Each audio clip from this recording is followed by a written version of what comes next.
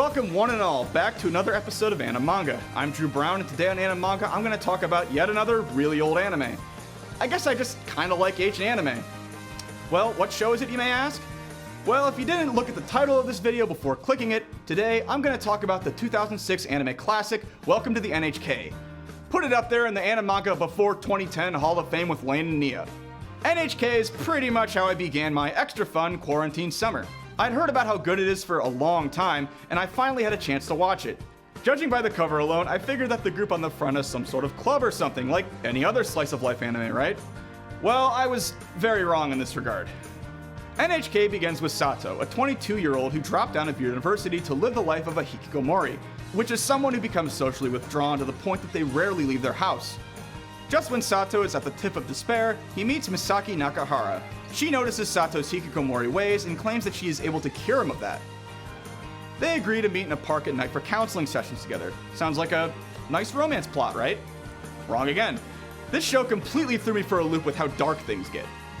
It's obvious Sato suffers from some mental problems. He has a very hard time establishing and maintaining relationships with people, which hurts him throughout the show's duration.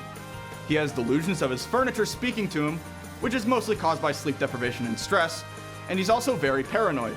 A big part of the story is Sato's obsession with the NHK, or the Nihon Hikikomori Kyokai, meaning the Japanese Hikikomori Association, who is setting out to create hikikomori.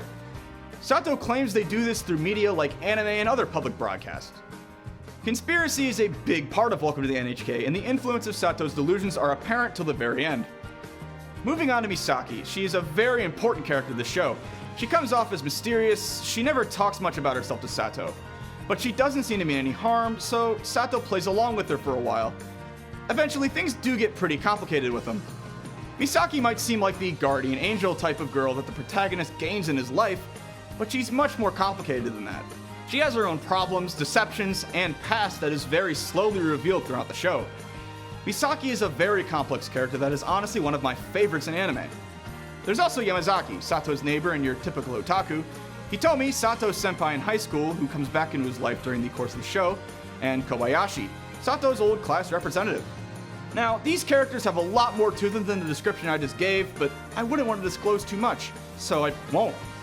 Anyway, this show does a fantastic job of portraying these characters and the problems that they have perfectly. They all face wildly different problems, and Sato's experience and how he learns from all these people is very apparent. All of these people and how they interact feel very genuine, and it really helps you to become fully immersed in the show. You get so invested in these characters that when you see what they go through, you really empathize with them. I can't think of a show I've watched that made me feel more emotion than this one. That being said, the issues the characters face are very serious. NHK tackles heavy themes such as the aforementioned hikikomoriism, loneliness, depression, abuse, and even suicide and like drug use. It's definitely not for the faint of heart. NHK isn't all darkness and sadness though. There is some humor in it. With a show of this nature, I'm glad that there's some humor in it, even if it's sometimes dark. NHK understands that there has to be some humor somewhere or else the show will be a slog to get through. However, it also understands that if it wants to tackle mature subject matter, it should be very careful about where that humor is put, and I think it achieves that very well. I wouldn't say that the humor takes center stage in the show because the drama and character interactions are definitely the focal point, but I had a laugh from NHK. I had many more cries, but yeah, I had a laugh or two. Like I said, I think NHK does a great job of portraying characters accurately and genuinely, but I could say the same thing for how it portrays life. Many times life can be unfair, it can feel like it's working against you. NHK gets this right as well. One of my favorite scenes is where Sato is just hanging out in his apartment, and bam, he gets a call from his mom who reveals some very bad news. That bad news is a spoiler, so I won't get into it, but my point is the show takes that concept and rolls with it. Its accurate portrayal of life makes it that much more immersive and relatable. NHK's soundtrack is top-notch as well. The music in the show is very well made and fits the mood of it perfectly. The theme song, Puzzle, is one of my favorite anime openings of all time. It perfectly sets the mood for the show it precedes, and the ending songs, especially the second one, almost bring me to tears every time I watch them. The animation is pretty good too. I wouldn't say it's top-notch or anything, but it serves its purpose. There's not much fast movement or complex CG characters to animate, so it doesn't really have much that would strike someone as visually impressive.